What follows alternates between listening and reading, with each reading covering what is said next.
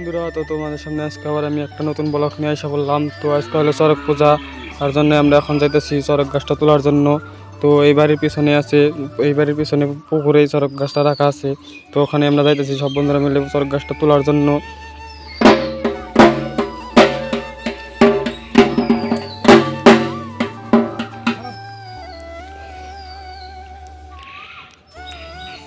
তো তোমরা তো দেখতেই পাচ্ছ চড়ক গাছটা এখন তোলার জন্য সব রেডি করতেছে, আর পোলাবানে চড়ক গাছটা সামনের দিকে এগিয়ে আনতেছে। তো পূজার জন্য এখন সব কিছু রেডি করতেছে, পূজাটা দিয়ে তারপরে আমরা চড়ক গাছটা পুকুর থেকে তুলবো সবাই মিলে। তো পূজাটা এখন দিতেছে। তো আর পোলাবানরা ওখানে স্নান করতেছে ফুর্তিতে, আর পূজাটা দেওয়া শেষ প্রায়। আর এখন আমরা চড়ক গাছটা সবাই মিলে তুলবো। তো তোমরা ভিডিওটা স্কিপ না করে কন্টিনিউ দেখতে থাকো।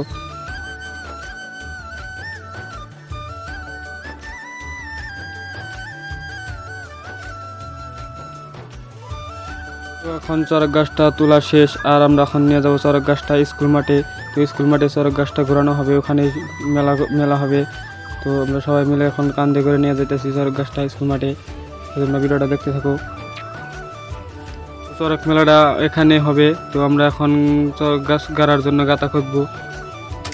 তো এখন গাঁথা খোঁজা শেষ, আর আমরা এখন চড়ক গাছটা তুলতেছি সবাই মিলে। তো এখন বাজে প্রায় বিকাল 3টা, মানুষও বেশি হয় নাই, সন্ধ্যাবেলা বহুত পরিমাণ মানুষ হয় এখানে মেলায়। তো এখন চড়ক গাছ গাড়াটা শেষ, আর আমরা এখন চড়ক গাছটা পূজা দিব, তারপরে চড়ক গাছটা ঘোরাবে। তো ভিডিওটা কন্টিনিউ করতে থাকে। এই পূজাটা দেওয়া হচ্ছে এখন, রান্না সে চড়ক গাছটা পূজা দিতেছে, তারপরে চড়ক গাছটা ঘোরানো হবে।